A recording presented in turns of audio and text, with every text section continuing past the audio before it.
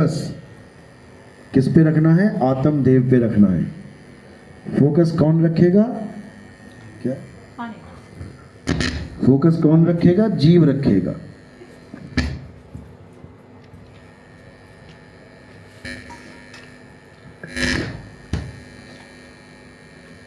और जब ये फोकस आत्मदेव पे रख लेगा, यानी निशाना इसका आत्मदेव होगा, तो इसको कोई माई का लाल रोक नहीं सकता।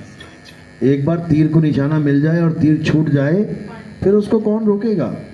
किसी के बस की बात नहीं है उसको रोकना। इसी को संतों ने कहा है कि निशाना कोई मारे संत सुजान, निशाना कोई मारे संत सुजान। निशाना कोई बिरला ही मार सकता है, क्योंकि निशाने का पता ही नहीं किसको कहाँ मारना है। कोई पत्थर की मूर्ति पे निशाना मार रहा है, कहते हैं हमारे धर्म में पत्थर की मूर्तियाँ इसलिए बनी है ताकि हम उसका ध्यान कर सकें, ध्यान एकाग्र कर सकें। बताओ, अरे ध्यान एकाग्र करने के लिए पत्थर ही बचा है क्या? ध्यान एकाग्र करने के लिए बहुत कुछ है। अगर ध्यान ही एकाग्र करना है तो अपने गुरुजी का ध्यान करने लग जाओ। पत्थर का थोड़ी नहीं है गुरुजी, गुरुजी तो जीवित आदमी है, उसका ध्यान कर लो अगर ध्यान ही एकाग्र करना है तो। कोई कहता है हम मूर्ति को देखते हैं, देखते देखते देखते देखते हमारा ध्यान एकाग्र होता है, तो मूर्ति बची है क्या? दीवार पे बिंदु लगा लो, एक वो ब्रह्म कुमारी वाले बिंदु लगा देते हैं, उसी को देखते रहो सारी दिन। मूर्ति की क्या जरूरत है? तो ये सब बहाने हैं। असल में मूर्ति पूजा कौन करते हैं? जिसको आत्मा का ज्ञान नहीं है, वो मूर्तियों की बातें करते हैं, वो मंदिरों की बातें करते हैं। आत्मज्ञानी कभी कोई मंदिर नहीं बनाता। आत्मज्ञानी के लिए कोई मंदिर इस दुनिया में बना ही नहीं है। आत्मज्ञानी की कोई पूजा पाठ 52 अक्षरों में होती ही नहीं है। आत्मज्ञानी का खेल अलग ही है मेरे भाई। तो वो क्या है? वो नी अक्षर है, वो नी शब्द है, वो नी तत्व है, वो निज नाम है। निज नाम, किसी और का नाम नहीं। लोग दूसरों का नाम जपने में मुक्ति समझ रहे हैं। हिंदू सोच रहे हैं मैं कृष्ण कृष्ण, राधा राधा, राम राम करने लग जाऊंगा तो मेरी मुक्ति हो जाएगी। मुसलमान सोच रहा है मैं अल्लाह अल्लाह करने लग जाऊंगा, मेरी मुक्ति हो जाएगी। सिख सोच रहा है मैं वाहिगुरु करने लग जाऊंगा, मुक्ति हो जाएगी। ईसाई सोच रहा है मैं गॉड गॉड करने लग जाऊंगा, मेरी मुक्ति हो जाएगी। तुम्हारी मुक्ति कभी नहीं हो सकती। जब तक तुम किसी और का नाम जप रहे हो तुम्हारी मुक्ति नहीं हो सकती। तो करना क्या है? निज नाम को जानना है। निज, निज मतलब क्या होता है? निजी। जैसे मेरी निजी वस्तु है ये, मेरा निजी मकान है, मेरा निजी फोन है ये, मेरे निजी कपड़े हैं ये, यानी मेरा अपना सामान, किसी और का नहीं। इसी प्रकार निज नाम यानी मेरा नाम, किसी और का नहीं। मेरा नाम क्या है? मैं दूसरों के नाम में फंसा पड़ा हूं। मैं ओम कलियम हरियम शरियम सोहम सत्यम जब के सोच रहा हूं कि मैं बेड़ा पार हो जाएगा, मेरा कभी नहीं होगा। मैं ज्योत निरंजन ओंकार अरंकार सोहम सतनाम जब के सोच रहा हूं मेरा बेड़ा पार हो जाएगा, कभी नहीं होगा। मैं सोच रहा हूं राम राम राधे राधे अल्लाह अल्लाह करके मेरा बेड़ा पार हो जाएगा, कभी नहीं होगा। मैं सोच रहा हूं किसी और का, भगवानों का, पितरों के नाम, इसके नाम उसके नाम जब के मेरा बेड़ा पार हो जाएगा, कभी नहीं होगा। बेड़ा पार कब होगा? जब तुम्हें तुम्हारा निज नाम मिलेगा। 3 गुणों की भक्ति में भूल पड़ो संसार और कहें कबीर निज नाम बिन कैसे लागे पार। साहिब कह रहे हैं तुझे तेरा नाम देने वाला गुरु मिल गया, तेरा कल्याण हो जाएगा। जैसे दुनिया में तुम्हारी हस्ती बनाने के लिए एक नाम दिया जाता है, ये किशोर है, ये मदन है, ये फलाना है, ये ढिकाना है, ताकि तुम्हारा एक अस्तित्व कायम हो सके। 1000 भैंसें निकल गई सामने से तो क्या बोलोगे, किसका नाम लोगे? बिना नामों के वो जीवन जी के चली जाएंगी। लेकिन तुम्हें दुकान बनानी है, मकान बनाना है, प्रॉपर्टी बनानी है, तो नाम रखना पड़ेगा, रखना पड़ेगा। नाम दे दिया लोगों ने, नाम किसी को पिताजी ने दे दिया, किसी को माता ने दे दिया, किसी को दादा ने दे दिया, किसी को नानी ने दे दिया। लोगों के द्वारा दिए हुए नाम को अपना नाम समझने लग गए। खैरात में मिला है नाम तुम्हें, ये दूसरों का दिया हुआ नाम है, तुम्हारा नाम नहीं है। तुम्हारा नाम तो तुम साथ लेके आए थे। जब बच्चा आता है, जीव आता है, अपना नाम साथ लेके आता है, लेकिन उसे वो नाम याद नहीं रहता, भूल जाता है। अब सतगुरु क्या करता है? उसे उसी का निज नाम लिखाता है और जो उसे बाकी नाम दिए हुए हैं, चाहे माँ बाप ने चाहे गुरुओं ने, वो सबको छुड़वा देता है। कई पंथ तो ऐसे चल रहे हैं जो निज नाम के नाम पे तो वाणी खूब लंबी लंबी गाएंगे, निज नाम निज नाम। और जब तुम जाओगे वहां नाम लेने, बाबा जी मुझे मेरा निज नाम दे दो, पूछेंगे तुमसे क्या नाम है तुम्हारा? मेरा नाम सुरेंद्र है। बेटा यही तेरा निज नाम है, अब तुमने अपना नाम जपना है, सुरेंद्र सुरेंद्र सुरेंद्र। तेरा नाम क्या? महेंद्र। बेटा तुझे अपना ही नाम जपना है, महेंद्र महेंद्र। ये निज नाम बना के तुम्हें 52 अक्षर पकड़ा दिए दोबारा से। इतना बुरा हाल है इन गुरुआ लोगों का। तो साहिब यही समझा रहे हैं, 52 के जंजाल में फंस गया ये संसार, और सिमरन 52 का करे कैसे लागे पार। राम राम छोड़ के सुरेंद्र सुरेंद्र महेंद्र महेंद्र जप रहा है। बताओ, अरे वो भी 52 अक्षर, ये भी 52 अक्षर। निज नाम क्या है? निज नाम तुम्हारी आत्मा का नाम है। तुम्हारी आत्मा का क्या नाम है? अनामी। उसका कोई नाम नहीं है। उस अनामी को लखाना ही निज नाम को प्राप्त करना है। यानी आत्मा का ज्ञान हो जाना ही निज नाम है। आत्म ज्ञान देना ही निज नाम है।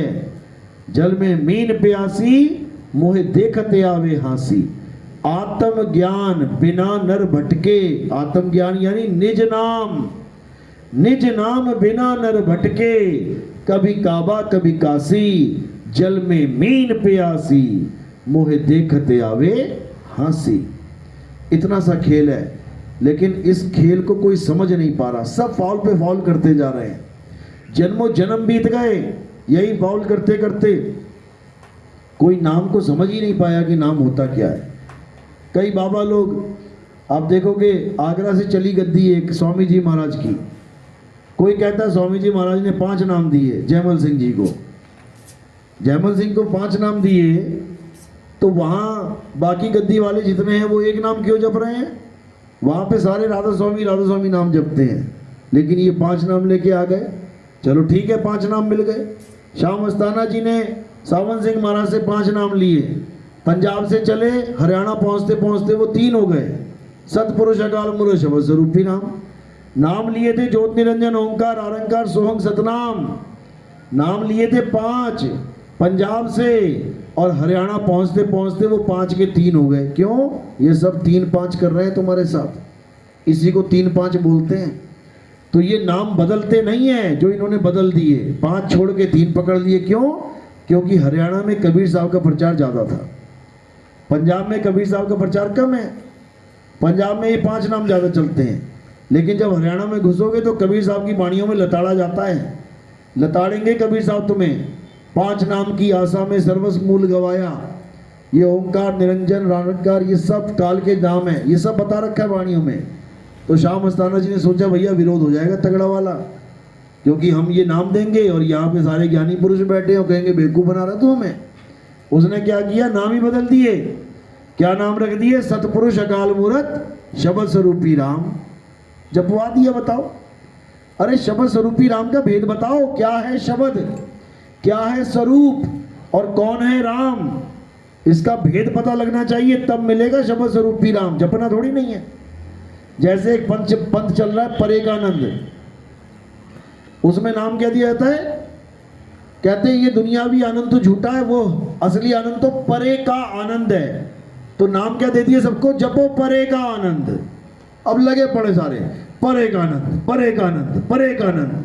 अरे भाई, परेकानंद करके अगर परेकानंद मिल जाए तो फिर गुलाब जामुन करके गुलाब जामुन घुस जाए मुंह में, रसगुल्ला करते मुंह में रसगुल्ला आ जाए, रसमलाई करते मुंह में रसमलाई आ जाए। कितना बड़ा बेवकूफ़ बना दिया इस इंसान को इन 52 अक्षरों के जाल ने। तो ये 52 का जाल जब तक टूटेगा नहीं, जब तक ये बंधन छूटेगा नहीं, तो क्या करना है? इस 52 के जाल को तोड़ देना है।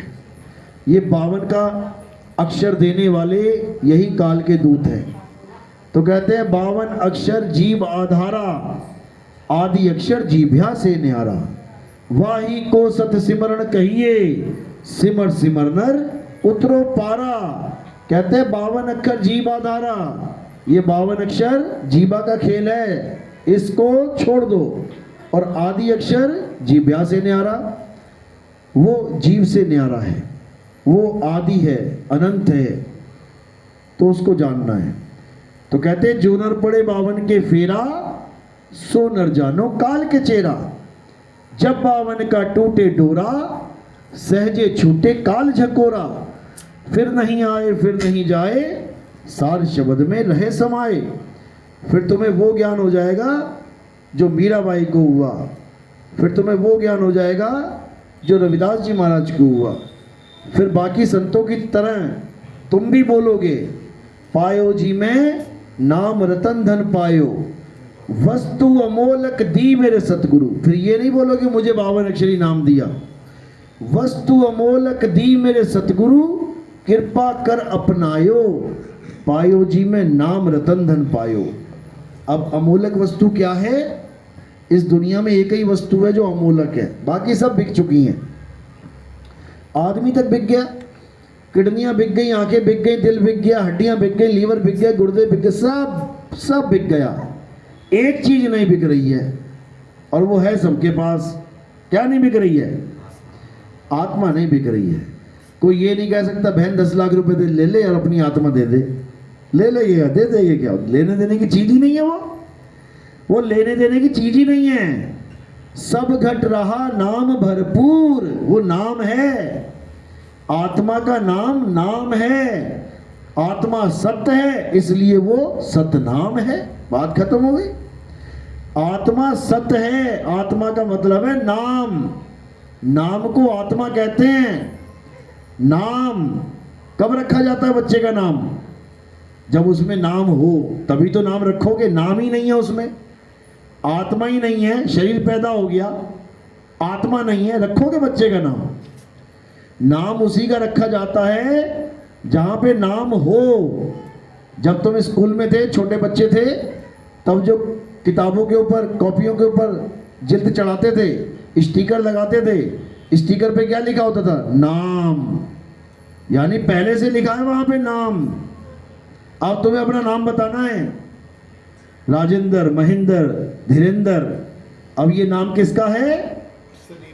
शरीर का नाम है। लेकिन कब है? जब नाम है तब है, और नाम ही नहीं है तो क्या लिखोगे वहां पे? तो आत्मा ही नाम है, और आत्मा सत्य है, इसलिए उसको सतनाम कहते हैं। इसलिए हमारे झंडों पे होता है जय सतनाम लिखा हुआ। जय सतनाम का मतलब है आत्मा अखंड है, वही सत्य है, उसी की जय होनी चाहिए। तो आत्मा जब हम लिख देते हैं तो कोई उसे गलती से जीव आत्मा ना समझे। जीव आत्मा और आत्मा में जमीन आसमान का अंतर है। कहने में लगता है, देखने में लगता है कि अच्छा आत्मा है और वो परमात्मा है। कहने में लगता है आत्मा अकेला कुछ होता ही नहीं है, आत्मा अकेला कुछ होता ही नहीं है, उसके साथ उपाधियां लगती हैं। जीवात्मा, विश्वात्मा, ब्रह्मात्मा, परमात्मा, उपाधियां लगती हैं, तब जाके समझ में आता है कौन सी आत्मा की बात चल रही है। तो जहां पर कुछ भी ना लगाओ, फिर वो आत्मा सो परमात्मा, फिर वो आत्मा परमात्मा के लिए ही बोला गया है। जैसे अर्जुन को समझा रहे हैं, हे अर्जुन आत्मा अजन्मा है। अब ये नहीं बोला कौन सी आत्मा अजन्मा है, जीवात्मा अजन्मा है या परमात्मा अजन्मा है। वहां केवल ये बोला जा रहा है आत्मा अजन्मा है। तो समझ जाओ, अपने आप समझ जाओ किसकी बात चल रही है। और जहां ये बोला जा रहा है हे अर्जुन, ये आत्मा नाना प्रकार के जन्म लेता है, नाना प्रकार के शरीर धारण करता है, समझ जाओ किसकी बात चल रही है। लिखने की जरूरत नहीं है, समझ लो। जब मंत्री बोलते हो तो नीचे से लेके ऊपर तक सब मंत्री जी हैं। मंत्री जी आ रहे हैं, मंत्री जी आ रहे हैं, सब मंत्री ही हैं। लेकिन जब उपाधि लग जाती है, ये कौन सा मंत्री है? गृह मंत्री है। ये कौन सा मंत्री है? रेल मंत्री है। ये कौन सा मंत्री है? खाद्य मंत्री है। ये कौन सा मंत्री है? मुख्यमंत्री है। ये कौन सा मंत्री है? प्रधानमंत्री है। तब समझ में आता है कि कौन क्या है। और कोई उपाधि ना लगे, मंत्री जी आ रहे हैं तो समझ लो सबसे बड़े वाले आ रहे हैं, सबसे बड़े वाले आ रहे हैं। फिर तो जहां आत्मा के साथ कोई उपाधि नहीं लगी होती है और संत उसको यूज कर रहे हैं, जैसे आत्म ज्ञान बिना नर भटके, अब यहाँ क्यों नहीं बोला कि परमात्म ज्ञान बिना नर भटके? यहाँ आत्मज्ञान क्यों बोला, परमात्म ज्ञान क्यों नहीं बोला? क्योंकि यहाँ पर जीव भी नहीं बोला गया आत्मा के आगे कि जीव आत्म ज्ञान बिना। जहाँ पर अकेला आत्म ज्ञान लिखा है वो परमात्मा का ही नाम है। तो इसको समझना पड़ता है और कुछ नहीं है। तो करना क्या है, असत्य से अपने मन को हटा लेना है।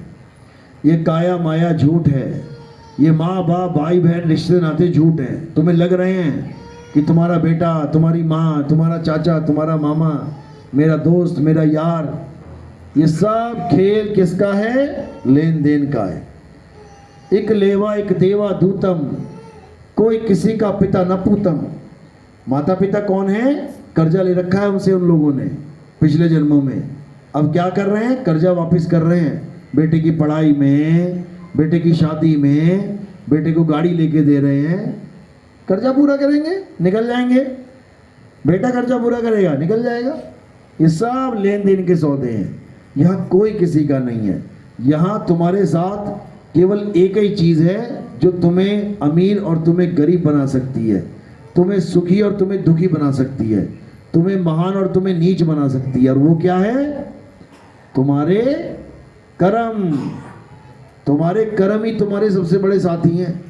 बाबा जी के पास लोग लाइन लगा के खड़े होते हैं, बाबा जी बहुत दुखी हूँ, बड़ा दुखी हूँ। क्यों दुखी है ये भी तो बता दे।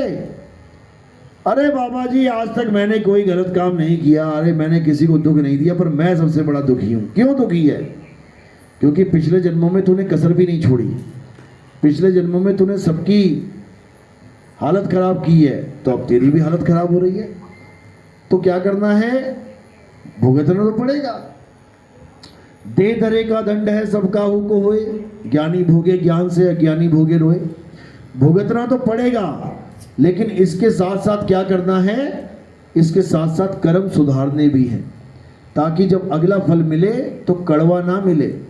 खीरा टेस्ट कर लेते हो ना, काटने के बाद एक पीस कड़वा है कि अच्छा मीठा है, कर लेते हो ना, क्योंकि पता है कि नहीं किया तो सारा खाना पड़ेगा, कड़वा कड़वा जाएगा मुंह में। तो इसलिए कर्मों को समझो। कड़वे कर्म आ गए तो दुख आएगा, मीठे कर्म आ गए तो सुख आएगा। अब तुम चाहते हो सुखी होना, यानी तुम चाहते हो कि तुम्हें आम का स्वाद मिले, तो भैया जो तुम्हारे पास जमीन है उसमें आम का बीज बो देना। और तुम कहो कि बीज बोऊं मैं बबूल का और स्वाद पाऊं मैं आम का, तो भैया ऐसा कभी नहीं होने वाला है, ऐसा कभी नहीं होगा। बोए पेड़ बबूल के अम्बुआ कहाँ से पाए। तो अगर इस दुनिया में वापस आना चाहते हो तो अच्छे से आओ, बढ़िया बढ़िया जीवन जियो। अगर आना ही चाहते हो बढ़िया सेठ बन के आओ, एकदम बढ़िया मालदार, फिर भिखारी बन के क्यों आना। और उसका क्या फार्मूला है? उसका यही फार्मूला है कि बीज वैसे ही बो जैसा तुम चाहते हो फल। दान पुण्य करो, वही दान पुण्य 1000 गुना बढ़ के तुम्हारे पास वापस आ जाएगा। क्योंकि प्रकृति का एक ही काम है, जो दोगे सो लोगे, जो करोगे वो भरोगे, जो बोओगे वो पाओगे। सिंपल सा फार्मूला है। फार्मूले को ना समझ के सोचते बाबा जी का आशीर्वाद मिल जाए। बाबा जी खुद दुखी हुए पड़े हैं, जेलों में बैठे हैं, तो तुम्हें आशीर्वाद क्या देंगे? उन्हें खुद किसी के आशीर्वाद की जरूरत हुई पड़ी है। तो इन चीज़ों को छोड़ दो और केवल सत्य को जानो। सत्य क्या है? एक बार सत्य समझ में आ गया फिर किसी की जरूरत नहीं पड़ेगी तुम्हें। एक बार सत्य प्रकट हो गया फिर कोई कुछ नहीं चाहिए। फिर आपे आप रहेला साधु आपे आप रहेला, और ना कोई गुरु ना चेला, साधु भाई आपे आप रहेला। ये अवस्था आगे की है जब उस चीज़ को प्राप्त करोगे। जब तक प्राप्त नहीं करते, जब तक गुरु के पास जाना पड़ता है, सवाल जवाब शंका समाधान करना पड़ता है। कई लोग सोचते हैं अरे गुरु जी से नाम ले लिया यार, अब तू कौन मैं कौन, बात खत्म हो गई। तो आगे सवाल जवाब किससे करोगे? जब तक अनुभव ज्ञान प्रकट नहीं हो गया तुम मन और माया के जाल में ही हो। और एक से एक जाल है मन और माया के पास। ये मत सोचना कि उसके पास कुछ नहीं है। बड़े बड़े साधु संत फंसा रखे हैं उसने, आवाज़ें सुना सुना के, प्रकाश दिखा दिखा के, सतलोक बना बना के, अलग लोग बना बना के, करोड़ों अरबों लोग बना रखे हैं। तुम्हारी गिनती से परे, और जैसा तुम चाहोगे वैसा ही तुम्हें सीन दिखाने के लिए तैयार बैठे। परसों के सत्संग में मैंने समझाया था ना, हे अर्जुन, जो तू देखना चाहता है वो देख। अब बताओ, वो नहीं देखेगा जो मैं दिखा रहा हूं, जो तू देखना चाहता है वो दिखा देंगे तुझे। देख क्या देखना चाहता है, जिसको काल का रूप बोला है। तो इसी प्रकार ये माया क्या कहती है, तू बता तो सही तुझे कौन सा गुरु चाहिए, कौन सा गुरु चाहिए तुझे अंत समय में, बता। अभी धारण करवा देंगे उसको वहीं चोला, मन को। मन ही सारे रूप बना के तुम्हारे सामने खड़ा हो जाएगा। रामपाल जी के चेले, उनको रामपाल जी बन के आ जाएगा लेने। राधा स्वामी के चेले, उन्हें राधा स्वामी बाबा बन के आ जाएगा लेने। धन धन सतगुरु के चेले, उन्हें बाबा राम रहीम बन के आ जाएगा लेने। ईसाइयों के चेले, वो ईसा मसीह बन के आ जाएगा लेने। हर रूप को धारण कर सकता है वो, केवल एक रूप को धारण नहीं कर सकता, और वो क्या है, शब्द स्वरूपी सत्य है। उसको धारण नहीं कर सकता वो, उसके बस की बात नहीं है। उसी का भेद समझाने के लिए गुरु आते हैं। सोई गुरु पूरा कहाए, दो अक्षर का भेद बताए, एक छुड़ाए, ये नकली वाले सारे नाम छुड़वा देगा। एक लखाए, वो सत्य स्वरूप लखा देगा। तब प्राणी निज घर को जाए, तब असत्य को त्याग के प्राणी सत्य को धारण करके अपने घर पहुंच जाएगा। सिंपल, दो अक्षरों का खेल है सारा। दो अक्षरों के दोहे बोलते बोलते खिचड़ी पका दी इन लोगों ने। 4-4, 5-5 नाम देने लग गए। कबीर साहब कहते कहें कबीर अक्षर दो भाग, होगा खसम तो लेगा राख। दो अक्षरों का खेल है सारा। बाबा नानक कह रहे हैं, जो तू पढ़िया पंडित बिन दो अक्षर दो नामा, बस दो अक्षर दो नाम। अब इसको 4 मत बना देना। 2 अक्षर कौन कौन से, एक 52 अक्षर, एक आदि अक्षर। 52 अक्षर जीवाधारा, आदि अक्षर जीव्या से न्यारा, बात खत्म। यही 2 नाम है। असतनाम जीव से बोले जाते हैं, सतनाम तेरा परापुर वाला। कीर्तम नाम कथे तेरे जीवा, सत्य नाम तेरा परापुर वाला। 2 प्रकार के नामों का खेल खत्म हो गया। अब यहां से भक्ति शुरू होगी। एक छुड़ाए, एक लखाए, तब प्राणी निज घर को जाए। तब तुम अपने मालिक के घर की तरफ रवाना होगे। अभी नहीं, अभी तो तुम 52 में अटके पड़े हो। अरे 52 के जंजाल में फंस गया ये संसार। सिमरन 52 का करे, कैसे लागे पार। परमात्मा को याद करने की जगह 52 अक्षरों को याद कर रहा है, कैसे पार होगा। तो साहिब कह रहे, जब 52 का टूटे डोरा, सहजे छूटे काल जकोरा। फिर नहीं आए फिर नहीं जाए, सार शब्द में रहे समाये। कहते फिर ये इन काया में नहीं समाएगा जहां आज समाये बैठे हो। कहां बैठे हो तुम, इन लाशों में बैठे हुए समा के, इन नाशवान शरीरों में बैठे हुए हो अपना अड्डा जमा के। अभी कोई कहे ना कि तेरा शरीर खत्म कर दूंगा, अभी टांगे कांपने लग जाएंगी सबकी। नहीं नहीं नहीं नहीं नहीं नहीं, क्यों, इसी को अपना घर बना लिया है। तो कह रहे फिर नहीं आए फिर नहीं जाए, सार जगत में रहे समाये। अभी कहां समाया है, काया में समाया हुआ है, इसलिए जीव कहला रहा है। फिर कहां समाएगा, सार शब्द में समाएगा तो पीव कहलाएगा। अरे सूरज समाये शब्द में, वाको खाल ना खाए। और जाप मरे अजपा मरे, अनहद भी मर जाए। इतनी सी बात है, लेकिन किसी के समझ में नहीं आ रही। कोई तंत्रों में पड़ गया, कोई मंत्रों में पड़ गया, कोई जाप में पड़ गया, कोई कान बंद करके लगा हुआ है, कोई सोहंग कर रहा है, सांसों पे ध्यान लगा रहा है, त्रिकुटी पे ध्यान लगा रहा है, 7 चक्रों को जागरण में लग गया। बताओ करना क्या था, कर क्या रहा है, समझ में नहीं आ रहा है। तो इसीलिए कबीर साहब बार बार समझा रहे हैं कि शब्द भेदी गुरु मिल जाए तुम्हें तो तुम्हारा कल्याण हो जाए। शब्द भेदी गुरु, शब्द जपी गुरु नहीं कि राधे राधे राधे राम राम करवा लिया हो गया नाम, इससे कुछ नहीं होगा। शब्द भेदी गुरु, शब्द का मतलब है आत्म तत्व, परम तत्व, उसका भेद बताने वाला गुरु चाहिए। उस वस्तु का भेद बताए जिसको परम तत्व कहते हैं, नाम का नहीं कि नाम जपवा दिया कोई भी। वस्तु बता, वस्तु अमोलक दी मेरे सतगुरु। मेरे सतगुरु ने अनमोल वस्तु यानी आत्मा का ज्ञान दिया मुझे, मंत्रों का ज्ञान नहीं दिया। छोड़ दिए मैंने मंत्र सारे, छोड़ दिया मैंने ये पत्थर पूजा। अब क्या, अब आत्म पूजा में आ गई। तो कह रहे वस्तु अमूलक दी मेरे सदगुरु, कृपा कर अपनायो। उस वस्तु का ज्ञान मेरे गुरु ने मुझे दिया। तो साईं समझा रहे हैं, वस्तु कहीं ढूंढे कहीं और कैसे लागे हाथ, गुप्त वस्तु तब मिले भेदी लीजिए साथ, भेदी लीना साथ में, दीनी वस्तु लखाए, कोटि जन्म का पंथ था पल में पहुंचा जाए। तो जब तक वस्तु लखाने वाला गुरु नहीं मिल गया, भूल जाओगे किसी का कुछ बनने वाला है। तो वस्तु क्या है, तुम्हारा शुद्ध चैतन्य आत्म स्वरूप, उसी को परम तत्व कहते हैं। तो कह रहे हैं श्वासा की कर सिमरनी, यानी अनलिमिटेड ध्यान कर। मालिक को अनलिमिटेड, लिमिट पे ध्यान मत कर कि 2 माला फेरी 3 माला फेरी लटका दी खूंटी पे हो गया काम। श्वासा की कर सिमरनी, कर अजपा का जाप, परम तत्व का ध्यान धर, सो हम आपे आप। यानी कह रहे हैं कि श्वासा की कर सिमरनी, वो 108 मन के फेंक दे और ये 21,600 मन के पकड़, जो पूरे दिन भर चलते हैं, खत्म नहीं होते ये। श्वासा की कर सिमरनी, श्वास पे नाम लेने की बात नहीं कर रहे, सिमरनी यानी याद करना है मालिक को। कब तक, जब तक सांस चल रही है।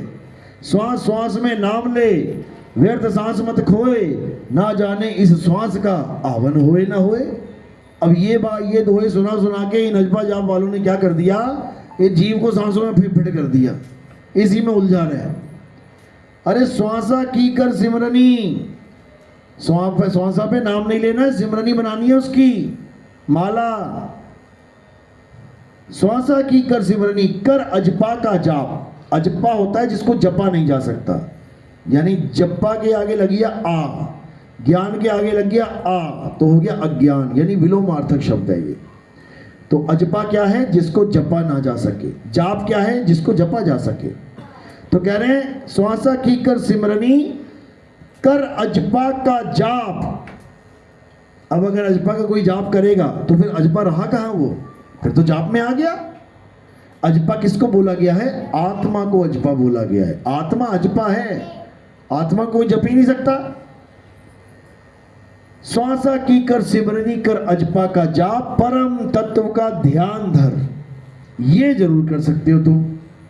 क्यों, क्योंकि आत्मा ही वो परम तत्व है, उसी को जानना है। परम तत्व का ध्यान धर, सोहम आपे आप। तू वही सोहम हो जाएगा। सोहम यानी जो तू, सोहम यानी परमात्मा का स्वरूप, तेरा स्वरूप एक हो जाएगा। अरे सत्य स्वरूपी नाम साहिब का, सो निज नाम हमारा।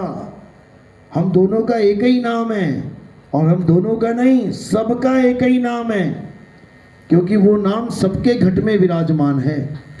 घट घट मेरा साइया, सोनी सेज न कोई, और बलिहारी वा घट की, जिस घट प्रगट होए। कहते हैं वो सब में विराजमान है, लेकिन प्रगट नहीं है। जैसे तुम कमरे में बैठे हो, सबके घर के ऊपर सूरज है, ऐसा कोई घर है जिसके सिर के ऊपर सूरज नहीं है? ये पूरे शहर में जितने घर हैं, जब सूरज ऊपर आता है तो सबके ऊपर है, लेकिन तुम घर में घुसे बैठे हो तो होते हुए भी तुम्हारे पास नहीं है। यानी है प्रगट पर दिखत नहीं, है तो ऊपर ही है लेकिन दिख नहीं रहा है। क्यों? तुम कमरे में बैठे हो। है प्रगट पर दिखत नहीं, सतगुरु सैन सहारा हो, आवे न जावे, जन्मे नहीं मरे, सो निज पीव हमारा हो। यही समझा रहे हैं कबीर साहब कि वो सब घटों में विराजमान है। एक भी ऐसा घट नहीं है जिसमें वो विराजमान नहीं है। एक भी ऐसा पंखा नहीं है, 1 लाख पंखे चल रहे हैं पूरी फुल स्पीड में, एक भी ऐसा पंखा नहीं है जिसमें वो करंट विराजमान नहीं है। तो क्या करना है? अब अपने उस स्वरूप को याद करना है जो परमात्मा का स्वरूप है। उन दोनों में कोई भेद ही नहीं है। तो कैसे याद करेंगे? जब हमें भेदी गुरु मिल जाएगा, हमारे ध्यान को संसार से तोड़ देगा, हमारे ध्यान को सारे संसार से जुदा कर देगा, और क्या करेगा? केवल एक आत्मा में हमें स्थिर कर देगा। तब समझो कि हाँ अब बनी बात, तब समझो कि अब मिलेगी मुक्ति। लेकिन कहो कि 52 अक्षरों से मुक्ति मिलेगी, बड़े बड़े निकल गए, जन्मों जन्म बीत गए, किसी के हाथ पल्ले कुछ नहीं लगा, समझ लो। तो साहिब 52 अक्षरों का खंडन करने के लिए आते हैं, साहिब आत्म स्वरूप को लखाने के लिए आते हैं। 52 अक्षर लोकत्रय, सब कुछ इन्हीं माही, ये अक्षर खिर जाएंगे, वो अक्षर इनमें नाही। यानी ये सारे अक्षर खिर जाएंगे, खत्म हो जाएंगे, वो अक्षर इनमें नाही। वो परमात्मा रूपी आदि अक्षर इन 52 अक्षरों में नहीं है। फिर समझा रहे हैं, 52 अक्षर जोरे आन, सक्या न अक्षर एक पहचान। 52 अक्षर को जोड़ जोड़ के दुनिया भर के मंत्र बना लिए, दुनिया भर के जंत्र बना लिए, दुनिया भर की किताबें लिख दी, ग्रंथ लिख दिए, सब कुछ 52 अक्षर से कर दिया। उसी को जपने भी लग गया, बस यही गलती कर दी। तो कह रहे हैं 52 अक्षर जोरे आन, सक्या न अक्षर एक पहचान। उस एक आदि अक्षर को पहचान नहीं पाया, इसीलिए धोखे में जीवन जा रहा है। अब क्या करना है? अब अपने जन्म को सफल करना है। कैसे करेंगे? आत्म ज्ञान को प्राप्त करके। वो राम, वो आत्मा हम सब में विराजमान है। तुझ में राम, मुझ में राम, सब में राम समाया, सबसे कर लो प्रेम, जगत में कोई नहीं पराया। इसको समझना है।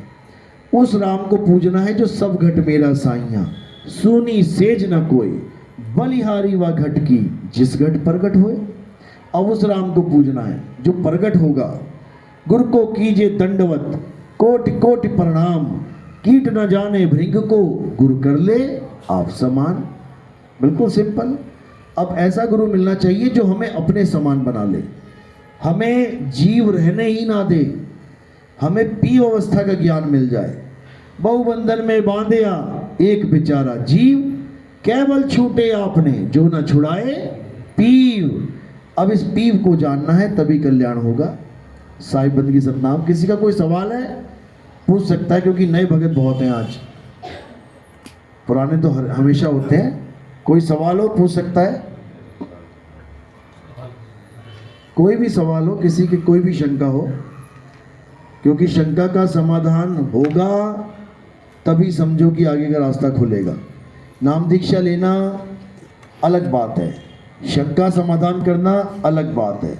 नाम दीक्षा लेके भी शंका रह गई तो भक्ति बनेगी नहीं, शंका में दिमाग घूमता रहेगा। इसलिए शंका का समाधान करो, जहाँ तक हो सकता है वहाँ तक। लेकिन कई ऐसे ज्ञान है जो शंका समाधान में नहीं बताया जा सकता, वो भेद हैं, वो नहीं समझाया जा सकता। उसके लिए आगे का समय निर्धारित है। कभी आओगे, बैठोगे, नाम दीक्षा लोगे, प्रथम दीक्षा लोगे, फिर कभी दूसरी दीक्षा लोगे तो भेद समझ में आएंगे। ठीक है, चलो तो आज का सत्संग यही समाप्त करते हैं। अब आरती का समय। आरती कैसे करते हैं? थोड़े से फूल उठाने हैं आपने, थोड़े से फूल उठा के कहाँ रखने हैं? मेरे सिर के ऊपर। सिर के ऊपर क्यों रखने हैं? क्योंकि पैर के अंगूठे से लेकर सिर की चोटी तक ये क्या है? ये नाशवान शरीर है। हमारे यहाँ आरती किसकी होती है? अविनाशी आत्मा की। हमारे यहाँ आरती किसकी होती है? शब्द गुरु की। तो क्या करना है? सिर के ऊपर फूल रखने हैं, आरती की थाली को हाथ लगा लेना। और कोई प्रचार प्रसार में योगदान करना चाहेगा, उसका नियम क्या है? क्योंकि नियम फॉलो करना बहुत जरूरी है।